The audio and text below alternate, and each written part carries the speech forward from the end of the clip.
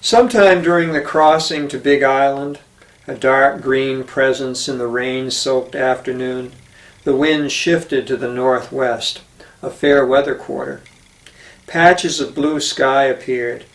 Then the trailing mass of clouds was swept away, revealing the declining sun a couple hands above the horizon.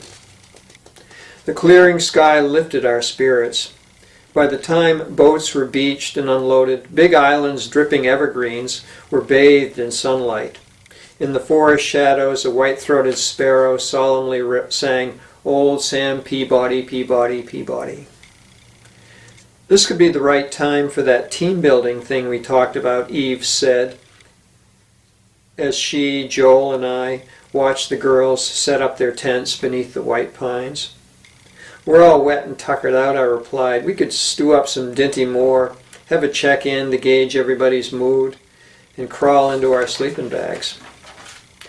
"I'm not saying they'll like the idea," Eve answered, "but I think they'll run with it just the same. Besides, Joanna's lead girl this week. She'll have to step up to get the others to follow her on this one." Joanna had been designated team leader by therapists and field staff. She'd been doing pretty well. "What do you think, Joel?" I said. "Can't hurt to throw it at them," he replied. "Okay, let's see what these girls have left in their tanks," I said. We called Joanna over and outlined the exercise. When she heard our pitch, she threw up her arms. Under her breath, she let out a low teenage growl. "Listen, Chief," Joel said. "You are the boss girl. You can make this happen." "I am the boss girl. I am the boss girl," Joanna muttered, rolling her eyes. We were gambling she would throw her weight around like a bantam rooster. The girls needed a leader, someone to beat the drum if they were to do what we had in mind.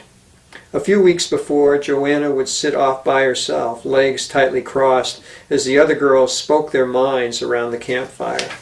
When she spoke, she seemed afraid of her own voice. Her unfinished sentences trailed off.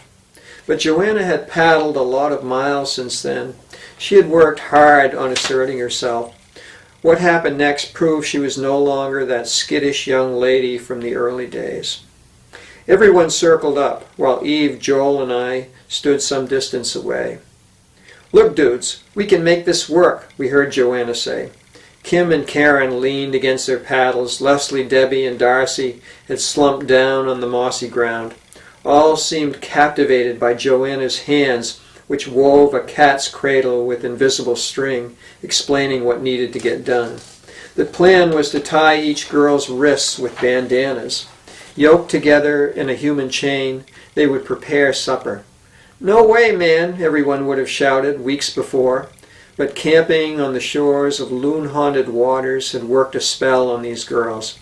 Yet how much had they really changed? From the sound of their voices, Joanna seemed to be convincing everyone to pitch in, even if it meant doing some asinine initiative dreamt up by their instructors at the bone-weary end of a long day. Eve tied the girls wrist to wrist with their yellow bandanas. They were immediately bewildered by this multi-limbed, many-headed creature they had become, something out of a mythological nightmare. How could they shuffle in unison like the centipede when so many minds had to have a say in every move they made? First, they had to light a fire, so I handed Joanna some birch bark and cedar kindling. The line slithered like some drunken anaconda toward the fire grate, rebellious mutterings filling the air. Separately, the girls could have thrown the meal together in no time, as they had done at so many other campsites. Tethered together, tempers flared, shrill voices rose. "Damn, how can I cut up the veggies while you're trying to light the fire?" the many-headed creature cried out. "Wait, guys, forget the veggies. We need cooking oil from the Duluth," another head yelled. "This is crazy. I'm being yanked all over the place," said a third head. "Ouch, you're squeezing me up against a tree," said another voice. Thinking collectively wasn't easy. Irritated voices endlessly debated procedure. It reminded me of a New England town meeting. Eve, Joel, and I stood back, resisting the temptation to rush to the rescue as the skillet and spatula was dropped on the ground and had to be picked up and the dirt brushed away. We covered our mouths to hide our amused smiles as the many-headed beast groaned loudly when the fire sputtered out, the flames dying to a wisp of smoke. We could hear Joanna directing, cajoling, shouting instructions with remarkable persistence. On the second try, the cook fire crackled to life. Oil was dribbled in the skillet. Onions and peppers were sautéed. Boneless chicken breasts were sliced lengthwise and added, while refried beans simmered at the corner of the fire grate. All those reaching and grasping appendages were now working together. "Oh man, that smells so good," a voice exclaimed. "I'm so hungry, I can't stand it," another voice moaned. "I think the filling for the tortilla shells is done," a third voice piped in. Eve nudged me and whispered, "The grub's cooked. We should untie their wrists." After Joel and I unknotted the bandanas, the team formed an assembly line in front of the picnic table. Each girl spooned the spicy filling into her tortilla shell while the trials of the day evaporated.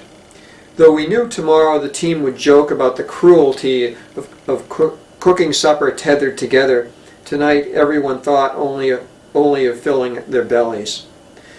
Through the entire exercise, we got to see the many faces of Joanna. When tempers flared, she was the diplomat. When energy flagged, she became a cheerleader. When the line floundered, she was a general marshalling its lost sense of direction. The way she took hold of things, it seemed this girl was born to run the world. Circumstances had put her in touch with her inner Churchill. Eve, meanwhile, threw out a simple declarative sentence, something obvious, followed by a question. "Most of you were pretty ticked off trying to cook supper tied together. Anyone find themselves in some role they play at home?" The girls considered Eve's words between bites. "I always boss my little brother around when we help out at meals," Darcy began. "I guess I was nagging Kim and Joanna like they were my younger siblings." "All the squabbling reminded me of the fights my sister has with my mother at the dinner table," Karen from Minneapolis said. "I wanted to run and hide from the shouting." "As leader, I had to play grown-up," Joanna said. "It felt sort of weird being in charge, trying to get others to go along." We kicked around the all-purpose family metaphor, getting the girls to think about the roles they played at home, the troubled times with their folks, their siblings.